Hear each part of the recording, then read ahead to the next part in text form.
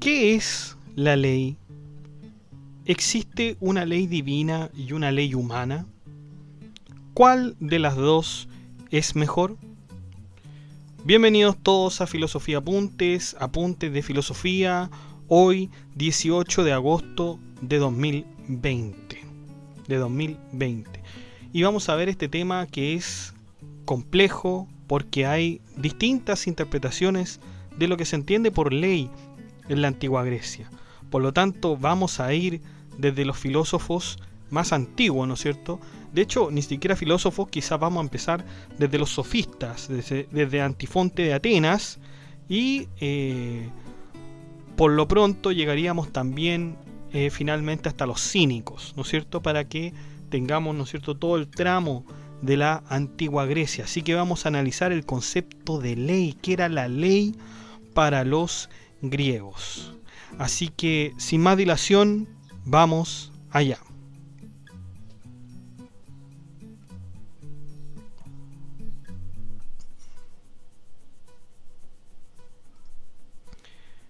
Como habíamos dicho, el concepto de ley para los griegos es realmente diverso. Sin embargo, si en algo estaban de acuerdo es que este concepto era algo superior incluso al hombre. Podríamos pensar que este concepto lo encontramos con Homero, pero la verdad es que a partir del filósofo Heráclito es que podemos reconocer un concepto de ley. Básicamente la discusión sobre la ley en la antigua Grecia era el planteamiento de descubrir o de establecer si existía una ley natural formada por Dios o en realidad solo existe la ley del hombre, que es convención y arreglo de todo lo natural. Vamos a ver qué quiere decir esto, ¿no? Por lo tanto, tenemos el concepto de ley. La palabra ley en griego se dice nomos. Nomos. Y en algún tiempo representaba a una divinidad que había tomado como esposa a Eusebia, que era la diosa de la piedad, con la que tuvieron una hija llamada Dike, ¿no es cierto?, que sería la justicia. Este concepto no solo se ve en su dimensión formal y estricta que todos conocemos, sino que también se puede ver en el ámbito de la poesía. De hecho, el nomos era considerado el concepto que estaba en contra de la arbitrariedad que podía ejercer alguien con absoluto poder como un tirano. Por lo tanto, viendo este concepto de ley, entonces nos proponemos analizar a cada pensador. Primero vamos a partir con Antifonte de Atenas. Son quizás los sofistas aquellos que discutieron el concepto de ley enfrentándolo con la naturaleza, es decir, enfrentar las leyes humanas con las leyes de la naturaleza. Los sofistas optaban por respaldar las leyes de la naturaleza, ya que éstas estaban formadas primero que el hombre. Un ejemplo lo da en lo siguiente. Su pensamiento era bien básico, ¿no? Pues declaraba que todo lo que pertenecía a la naturaleza era real, mientras que todo lo humano, las leyes, las culturas, las tradiciones, era totalmente falso. Por lo tanto, ya vemos una diferencia, un contraste. Lo que pertenece a la naturaleza es verdadero y todo lo que pertenece a la humanidad es falso. El hombre debe aspirar a la naturaleza porque es superior a él. Todo lo que es contrario a la naturaleza está mal y el mundo humano tiene mucho de este mal. Así se podría justificar el planteamiento de Antifonte, donde la naturaleza es un fin inmóvil y eterno, mientras que las costumbres humanas son mudables y mortales. Critias, otro sofista de la antigua Grecia, estaba de acuerdo con Antifonte de Atenas. Trasímaco, que ya lo habíamos visto en el libro La República de Platón, donde discutía con Sócrates, ¿no es cierto?, sobre la naturaleza de la justicia, y decía que pues el hombre que es más fuerte, ¿no es cierto?, es el más justo, por lo tanto la justicia corresponde al más fuerte. Eso es lo justo, ¿no es cierto? El que tiene más poder tiene justicia, ejerce la justicia. Por lo tanto, en la ciudad es justo que el gobernante gobierne a su conveniencia. Por otro lado, las personas justas que obedecen a estos gobernantes serán siempre sometidos al poder. En el libro primero de la República es donde Trasímaco dice: lo justo es lo que conviene al más fuerte. Esa es la frase que estaba buscando y no me salía. Lo justo es lo que conviene al más fuerte. Ninguna otra teoría se ha podido rescatar de Trasímaco, salvo esta conversación y participación en el texto de Platón. Bueno, esto de que lo justo conviene al más fuerte fue refutado por Sócrates. La primera defensa de Sócrates es preguntar si los gobernantes son infalibles o bien cometen errores. Si cometen errores, entonces cuando promulguen una ley lo harán en contra de sus intereses, y como ningún ser humano es infalible, si el gobernante promulga mal una ley, lo hará en contra de sus intereses y no a favor. Trasímaco dice que, bueno, un buen gobernante no puede engañarse a sí mismo. Nadie puede tener un título si se equivoca o se engaña a sí mismo en su propia profesión. El profesor que se engaña al enseñar no es profesor, ¿no es cierto? Sócrates dice, bueno, el arte de las profesiones no se sirven a sí mismas, puesto que sería inútil que fuera así. La medicina sirve al enfermo y no a sí misma, así como las leyes sirven a los ciudadanos y no a sí mismas. Por lo tanto, el arte de gobernar se dirige a los ciudadanos y no a sí mismos. Y bueno, el sofista le dice a Sócrates que sería muy ingenuo pensar que los gobernantes no piensan en sí mismos.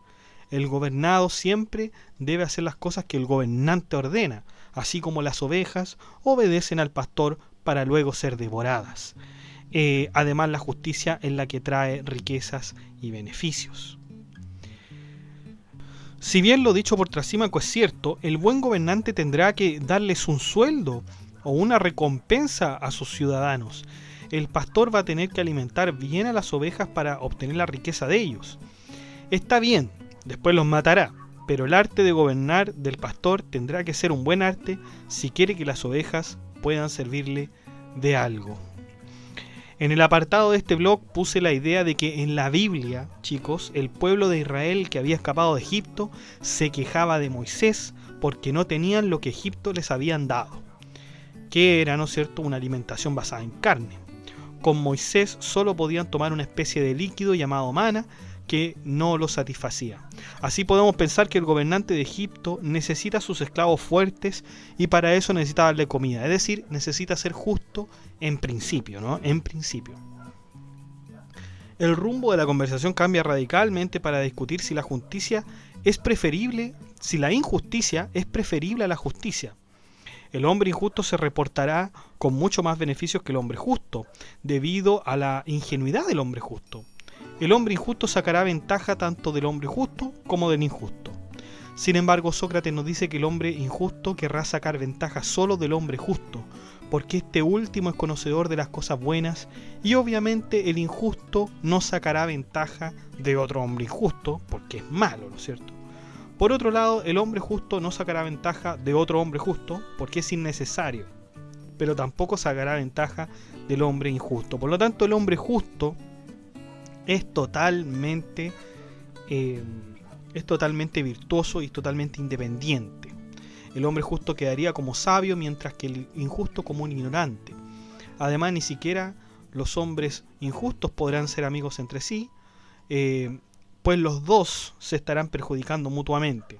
En cambio, los justos siempre tratarán de hacer algo mejor entre ellos. Por lo tanto, chicos, aquí tenemos, ¿no es cierto?, el concepto de justicia reivindicado, ¿no?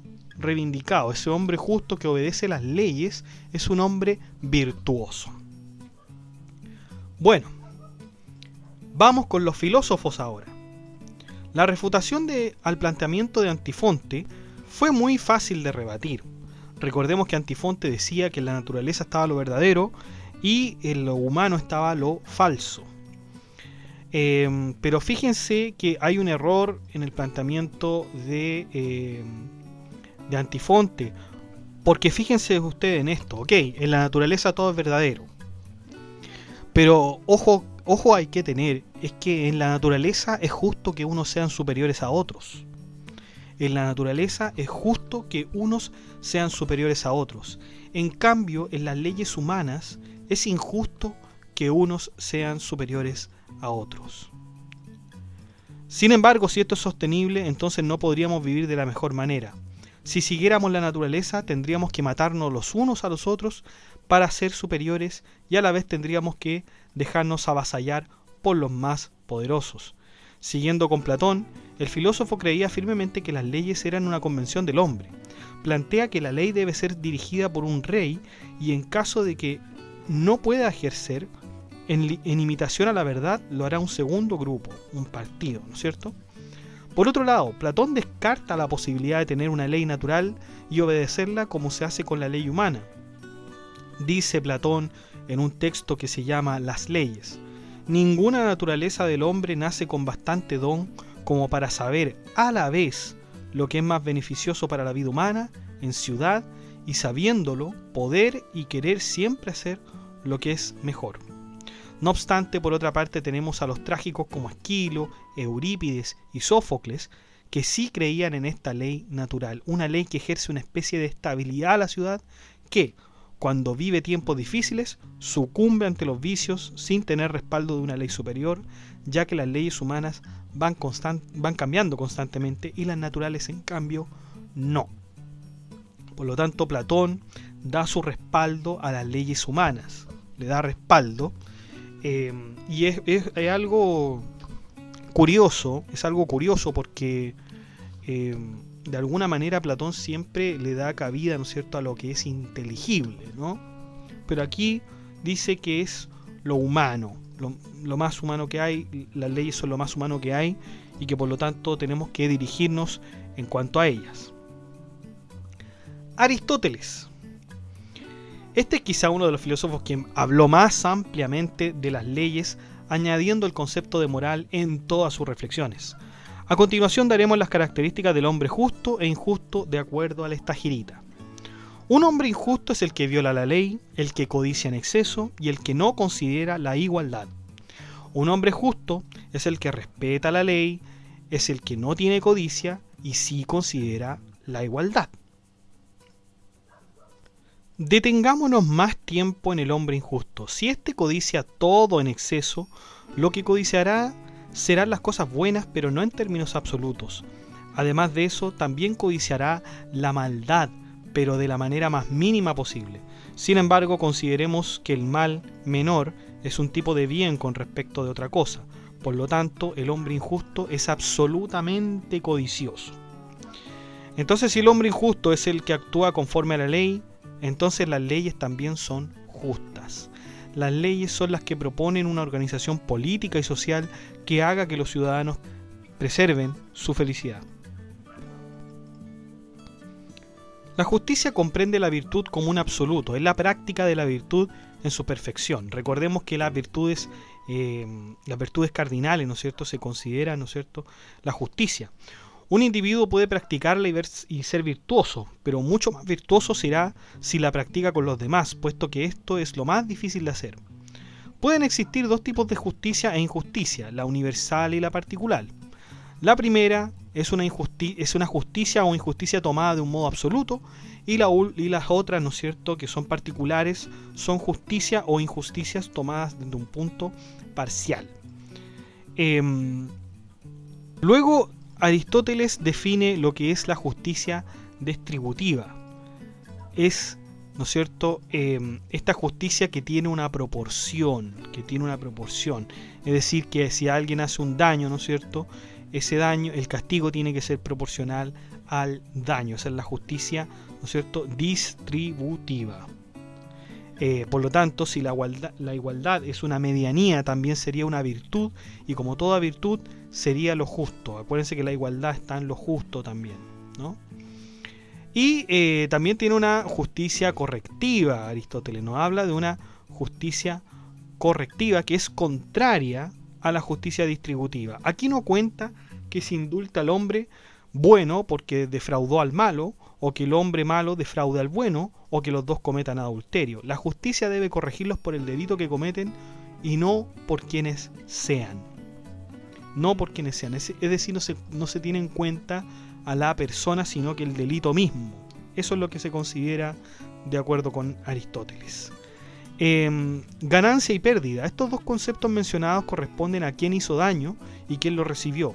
La ganancia se da en quien hace el daño y la pérdida en quien lo recibe.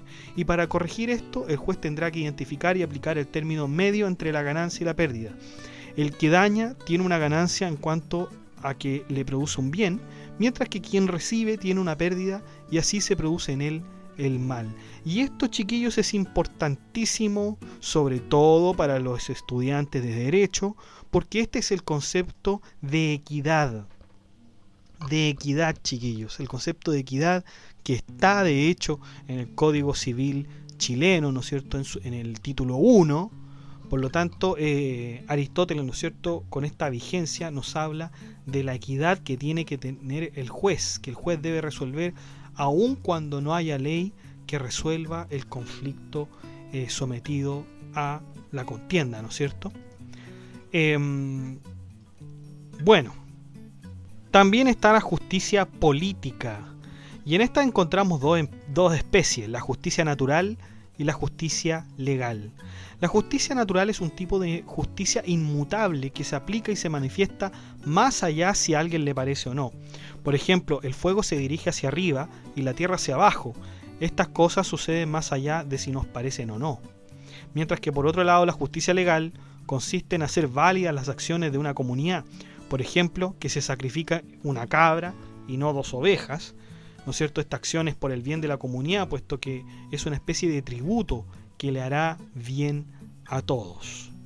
Por lo tanto, Aristóteles está por este término de la equidad, ¿no es cierto? Está por este término de la equidad que lo ofrece la ley natural. La ley natural es una ley inmutable, ¿no? O sea, si a usted le preguntan, bueno, ¿qué es la ley natural? Es aquella ley que hace Dios, ¿no es cierto? O que está en la naturaleza. Por ejemplo, si usted planta una flor, ese procedimiento, ¿no es cierto?, se hace igual en todas partes. Se hace igual en todas partes. El fuego, ¿no es cierto?, se produce de una manera natural. Las cosas caen de manera natural, las cosas crecen de manera natural. Por lo tanto, hay leyes que son inmutables, que siempre van a ser igual. Y otras leyes, ¿no es cierto?, que son las legales, que siempre cambian, pero que están de alguna manera regidas, o que deben estar regidas por la equidad, por un balance, por un equilibrio, ¿no? Y esto es lo que nos quiere decir Aristóteles sobre estas dos importantes leyes. Sin embargo, chicos, esto va a ser justificación para Aristóteles de establecer un derecho natural. ¿Y qué significa un derecho natural? Bueno, que yo tengo el derecho para tener un esclavo, porque es normal y es natural que existan seres que son inferiores y seres que son superiores. Por lo tanto, hay una ley natural que dice eso. No es que lo diga yo. Hay una ley natural. Y exacto, esa ley natural se puede ver, ¿no es cierto?, en la naturaleza. Por ejemplo, cuando un pez grande se come al más chico, un animal más grande se come al más indefenso, al más pequeño. Por lo tanto, para Aristóteles, esta ley natural, ¿no es cierto?, es mejor que la ley humana y por lo tanto se debe obedecer. Y ahí se justifica, ¿no es cierto?, la esclavitud. Se justifican varias cosas más, se justifican muchísimas cosas más, pero yo les doy el ejemplo de la esclavitud porque es lo más claro, ¿no? Es lo más claro y terrible a la vez, ¿no es cierto? La esclavitud duró muchos siglos, muchos siglos, por lo tanto hay que tenerlo presente. Por lo tanto, veamos, ¿no es cierto?, que la ley para Aristóteles, la ley natural, la ley legal o humana, son igual de importantes. La ley natural se tiene que seguir, ¿no es cierto?, porque es inmutable, y la ley humana tiene que estar basada en la mayor justicia posible por medio de la equidad. La equidad, ¿no es cierto?, la considera Aristóteles una rectificación de la justicia. Finalmente tenemos a los trágicos y el concepto de leyes. Los trágicos, pero ¿cómo? ¿Cómo es posible que los trágicos nos hablen de leyes si los trágicos eran más bien literatos, ¿no? Literatos que hablaban sobre historias y las representaban, ¿no es cierto?, en sus obras. Pero ¿por qué los trágicos? ¿Cómo es que nos hablan de leyes? Bueno, vamos a verlo aquí. Sófocles, una de las obras claves para hablar de leyes, es la conocida Antígona. Antígona de Sófocles, anótela ahí por favor, porque es un tema tremendamente importante, la Antígona de Sófocles. Recordemos que esta historia se trata sobre el hermano de Antígona que fue asesinado en el asedio contra Tebas. El rey de la ciudad, Creonte, impone una prohibición para velar el cuerpo de su hermano muerto en el asedio. Antígona fue informada de que el cuerpo de su hermano ya fue enterrado, pero ninguno de los guardias supo quién lo enterró ni cuándo. Antígona exige ver el cuerpo de su hermano, pero el rey se lo sigue impidiendo. En esta obra se enfrentan dos conceptos, que es la eficiencia del Estado en cuanto al criterio de la ciudad y la ley natural que todo lo sabe. En otras palabras, existe una división de las leyes, una para los vivos y otra para los muertos. Otra para los muertos. Y en efecto a Antígona se le debió, ¿no es cierto?, velar a su hermano. ¿Cuántas cosas de esta hemos visto en el siglo XX? No, bueno, quizá en toda la historia, pero más recientemente en el siglo XX, cuando se hacen las desapariciones de personas en dictaduras. Y vemos, ¿no es cierto?, que las personas cuando quieren saber de sus seres queridos, el Estado es incapaz de decirle nada, ocultándolo con intención o no, ¿no es cierto? De todas maneras es algo terrible. Y fíjense la trascendencia que tiene esta historia de Antígona, que fue escrita antes de Cristo, pues. Antes de Cristo, y hasta al día de hoy, la obra de Antígona, de Sófocles, tiene incidencia, ¿no es cierto?, en los derechos humanos. Tiene incidencia en los derechos humanos. Hay una ley para los vivos, por supuesto, pero hay también algo que considerar con respecto a los muertos, a los rituales que uno debe tener, al derecho que tiene de ver, ¿no es cierto?, Antígona, el cuerpo de su hermano que murió en batalla. Por lo tanto, fíjense cómo Sófocles, siendo un trágico, no siendo un legislador, siendo un trágico, nos ofrece una interesante perspectiva de las leyes. Y de las leyes y de la justicia, obviamente. Pasamos a Esquilo. Para Esquilo también hay clara una diferencia entre la ley de los hombres y la ley natural. Si el juicio de los hombres puede llegar a ser erróneo, mucho más lo será el de una gran sociedad que no sabe gobernar. De ahí tendrá que surgir el juicio que ponga orden a la discordia entre ciudadanos. Eso es lo que nos dice Esquilo. Eurípides. En este caso, el más escueto de los trágicos es Eurípides, al pronunciarse sobre las leyes en su obra, en una obra increíble que se llama Las Suplicantes, donde reconoce el valor de la ley escrita, diciendo lo siguiente: cuando las leyes son escritas, el pobre y el rico gozan del mismo derecho. Cuando las leyes son escritas, el pobre y el rico gozan del mismo derecho. A pesar de no ser cercanos estrictamente a las leyes, podemos ver que indirectamente los trágicos tenían su propia opinión de ellas, aunque quizás solo la mencionaban sin necesariamente adherir a ellas, ¿no? Nunca lo sabremos. Yo me imagino que sí. Cuando uno escribe alguna novela, algo de uno también tiene, ¿no es cierto? Por lo tanto, esto es el concepto de ley, ¿no es cierto?, que tenían los trágicos. Hemos hablado de leyes, chiquillos, pero también hemos hablado de justicia al mismo tiempo, ¿no es cierto? Pareciera que son conceptos muy relacionados. Los helenos o los helénicos o las escuelas helenísticas y su concepto de ley. Los estoicos. Para los estoicos la ley de la naturaleza sí se encuentra en el ser humano, pero en la forma de la racionalidad. En otras palabras, el raciocinio era la ley natural que el hombre debía seguir, porque en efecto esta fue dada por naturaleza y no por convención. Y en efecto, si ustedes lo piensan, nuestra naturaleza es justamente la razón. Es justamente la razón, porque nos diferencia de todo. Nos diferencia de todo. Aunque lo que más nos diferencia, en realidad lo que más nos diferencia es el verbo, ¿no? Es el hablar. Eso es lo que más nos diferencia de las otras criaturas o creaturas.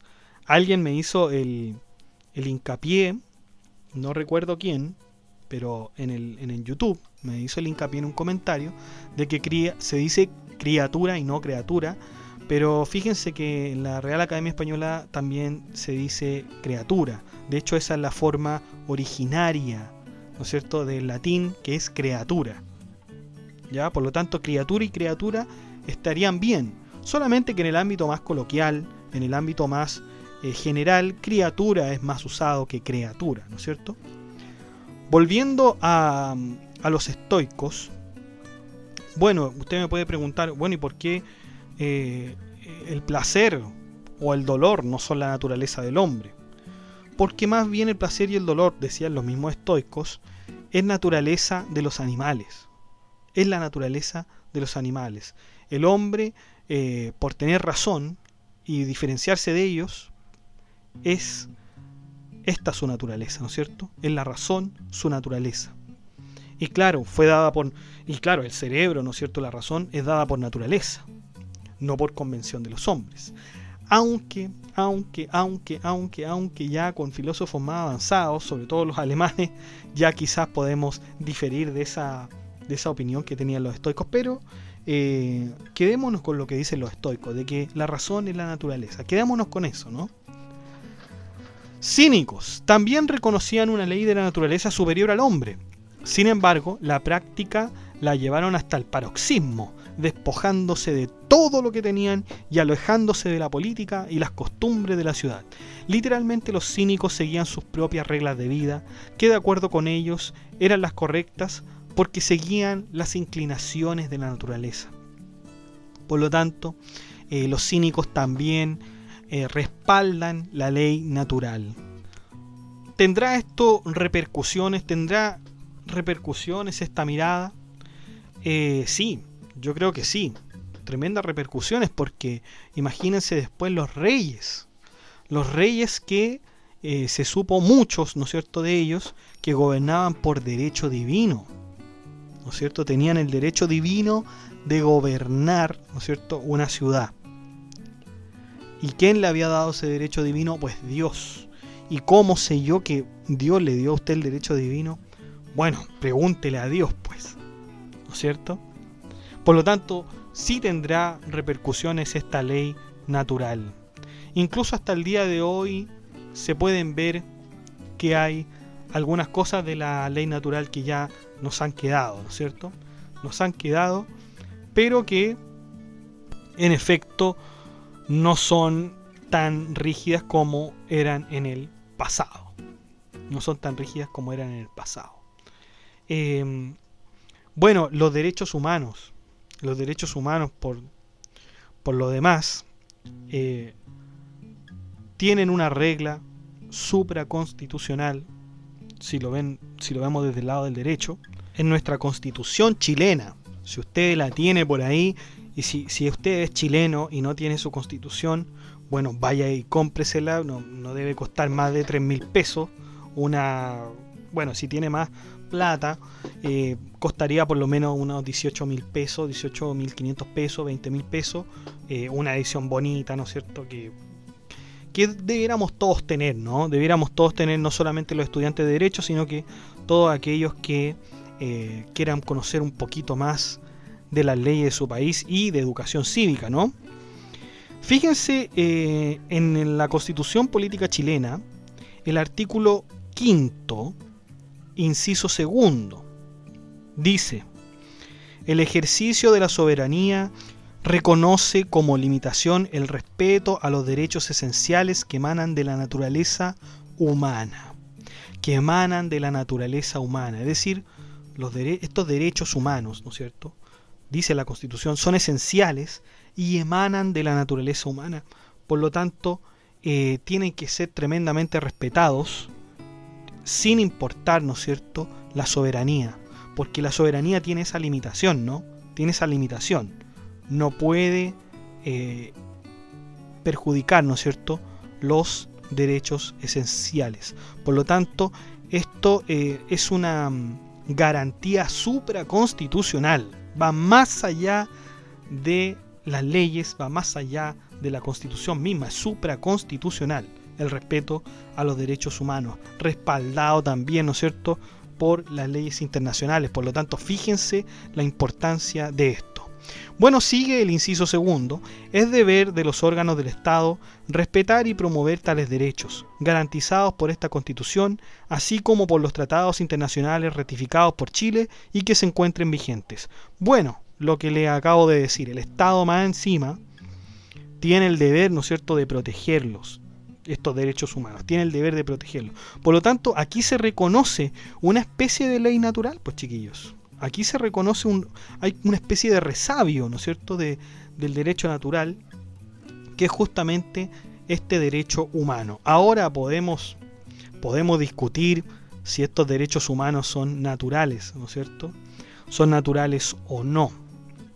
Y bueno, esa es otra discusión que daría más para largo, ¿no? Pero bueno, cerrando, ¿no es cierto?, con el concepto de ley y justicia de los griegos, esto ha sido todo.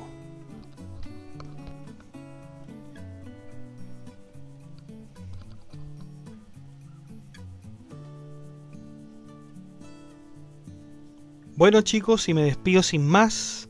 Muchas gracias por visitar este blog, muchas gracias por escuchar este podcast. Den like, comenten, suscríbanse. Acuérdense que el blog está en la descripción del video, por lo tanto, si usted quiere ver esta información escrita, vaya, ¿no es cierto?, al blog y podrá encontrar toda esta información para que usted, ¿no es cierto?, la tenga de manera escrita. ¿Ok? Que estén muy bien, cuídense, los quiero mucho,